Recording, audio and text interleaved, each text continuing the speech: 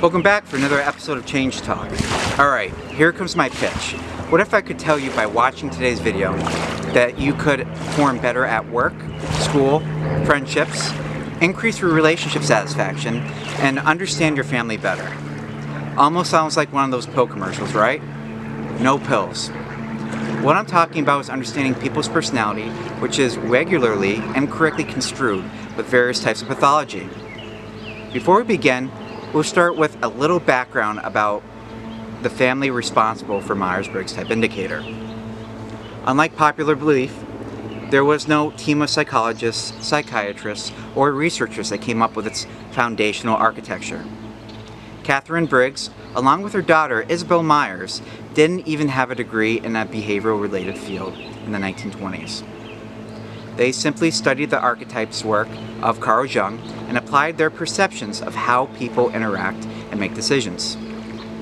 Today, their personality assessment is perhaps one of the most widely used and empirically researched tools in the market today. Don't get me wrong, there are assessments out there that claim to be more accurate or better representations of who you are as a person. But I like to use assessments that I can understand and teach, not devices that are complex and hard to understand. Sort of defeats the purpose of me teaching you something you don't understand and hence will never use. With that said, I'm one of those less common personality types, INTJ. For the purposes of this video, I went to one of those countless free websites on the subject that comes along with a free assessment, such as 16personalities.com, where after only going to one search engine and typing in INTJ, this is the first paragraph that popped up about me.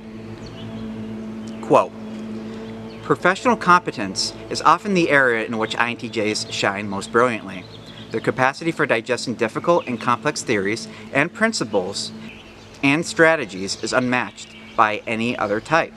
INTJs are able to filter out the noise of a situation, identifying the core thread that needs to be pulled in order to unravel others' messes so they can be rewoven into something at once beautifully intricate and stunningly simple in its function." So what do you think? Sound like me at all?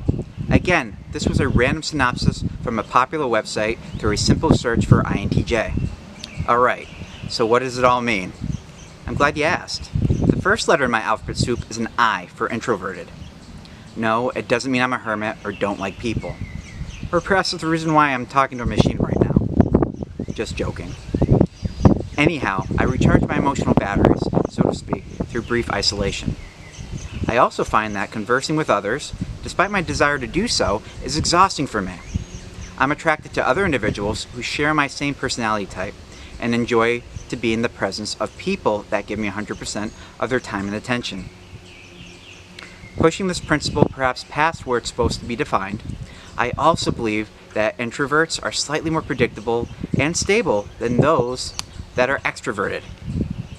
In case you didn't guess it, those extreme extroverts are the people that you know that simply you cannot get rid of. One conversation of theirs leads to another, and they really can't take a hint that you have an appointment, not interested in what's being said, or you giving the many signals that this person is beating the proverbial dead horse. How about someone like me coming home from a long day at work and socializing with my clients? I see a neighbor of mine at the grocery store, while someone like me begins looking away, trying to gasp for air, and leaving the room. My extroverted neighbor at the grocery store might even attempt to follow me briefly in the direction I'm traveling in an effort to continue the conversation. They're the ones that speak literally what's on their minds and what they're thinking, and shout at the television during a baseball game. Now I know what you're thinking. Well, neither of those sounds exactly like me. That's expected. I teach in black and white for understandability, and for most people, well, they just fall somewhere in the middle. But everyone has at least a slight preference for one type. This letter designation is really important, people. What if you're introverted and have a boss that is extroverted? Good luck. Typically, like the saying goes, opposites attract, and introverts and extroverts do initially get together hot and heavy, and at least initially love each other's company. Extroverts are exciting and introverts are reliable, deep thinkers. But then after about 6 months, the introvert is saying to the extrovert that she spends too much time with her friends, and the extrovert states never wants to listen to what she has to say. In summary, this first designator actually can pretty accurately predict the future of your relationship with this letter alone. Think of the next letter as representing how you process the world. Just like they say, there are two types of people in the world: astrologers and astronauts. So, too is true with scientists and artists. Intuitives such as myself are extremely creative and regularly attempt to be efficient with their time. Sensors can be methodical and are generally great employees that rarely make mistakes. So which would you rather have? A person that comes up with new ideas regularly and capitalizes during a time crunch, or a sensor that doesn't skip a beat and is unlikely going to miss the most minute detail? The answer is, it depends on the situation. You wouldn't see someone like me at an accounting firm, I guarantee you of that. And neither would you see a sensor at a poetry slam. My wife, for instance, is the scientist in my relationship. So you can guess who does the bills, looks over contracts, and assists her husband in reading instruction manuals. Yepers. Can you figure out where someone like me might be useful? The third designation is how we make decisions, and it's pretty simple to understand. Picture a small boy around the age of 8 and desperately wanting a new gaming system. He says to his father, "Dad, if you help me buy this system, I'll pay for half, do more chores around the house, and learn responsibility because it's something I have to take care of and not break." Father nods his head and tells the boy to go get the okay from his mother. The boy says to his mother, "Mom, I know it's been a hard week, and I hate to ask you for this, but can I get a gaming system? I know you're worried that I won't get my schoolwork done, so I'll only use it on the weekends when I call up my friends and they come down to play with me. Please, you'd be the best mom ever." Even this 8-year-old can grasp the concept that he has to appeal to two different personality types, which are feelers and thinkers. Yes, these types do have a gender predisposition, but only roughly 75% of the time. So in a nutshell, feelers do what they feel is right, or what can benefit others, and thinkers are like Commander Spock, where the good of the many outweigh the good of the few, or of course the one, or use facts and figures to make their decisions. The last two designators are perceivers and judgers. Perhaps you know someone that is always fashionably late, typically shows up unprepared, or you look into their bedroom and it looks like there's been an explosion. Or in contrast, how about another person who is always early to appointments, has calendars and organizers all over the place, and always has a plan B? Perceivers, in this instance, get a bum reputation because organization and timeliness are valued in Western culture. However, there are strengths and weaknesses in both personality types. While judgers tend to daydream about the future and only be partially present when they're in the room with you, perceivers, that's if they ever show up, you end up getting 100% of their attention without any distractions. Typically, perceivers generally make better therapists in the relational department for this very reason. While your energy remains consistent for a majority of your lifetime, the other three letters can and sometimes do change. Can you guess the most influential variable of this change? Yes, you guessed it. Relationships. Especially intimate ones. Imagine if my wife was an intuitive like me. I can only guess the amount of times we would have to apply for a mortgage. Even if that was the case, out of necessity, one individual inside the couple would eventually assume the censor or scientist role out of necessity. Can you see now how this stuff can help you understand your own significant other? Help you out during job interviewing process, or finally figure out why you and the neighbor across the street don't see eye to eye. Understanding your personality type will not only help you understand yourself a little bit better, but these principles will help you empathize, validate, and capitalize on other people's differences in your life.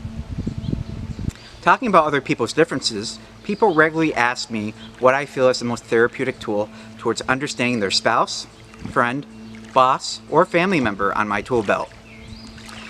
I usually respond by saying group therapy. Hey, no need to cringe. I know what you're thinking. You want to put me in a room where people are complaining about their lives while telling me their most intimate details to complete strangers? Yep. I was like you before I went to my first group, thinking that there I was, going to be stuck in a room with a therapist that looks more like a bobblehead doll. Then, after about the third group, I remember saying to myself, wow, this is some powerful stuff. I guess people really do have similar problems like I do. Group psychotherapy is about broadening your perspective, increasing communication, overcoming fears of inhibition, acceptance of yourself, and inclusion of others. Did you know one theory or cause behind depression is that some of them are ultra-judgmental people? Again, there are several known causes of depression, and in this particular case, the person we knew growing up in high school who had to be the hottest and most popular cheerleader now traps herself in her house every single day saying how bad she has it. I guess it's not a stretch to say that the same finger we had pointed at us when we were judged gets frequently pointed back at the person that did the judging. And these people are miserable because of this maladaptive behavior. If you frequently look for the bad in people, I guarantee it, you'll most certainly find it. After finding it, you're likely to take the same magnifying glass, discovering the bad in yourself as well. So begins the vicious downward spiral of the judgmental persons who are depressed. What magic elixir would we use in this situation? I recommend about a teaspoon of empathy 3 times a day for the people you've once judged. Eventually, during one of these medication administrations, you're bound to spill a little bit of empathy on yourself. Groups are the best way of having that empathy prescription filled. Get people in a room with a different vocation, religion, political background, education, and financial status, and begin to see the magic that ensues. Irvin Yalom, whose existential work has greatly influenced my own practice, believes in 12 therapeutic factors of a group.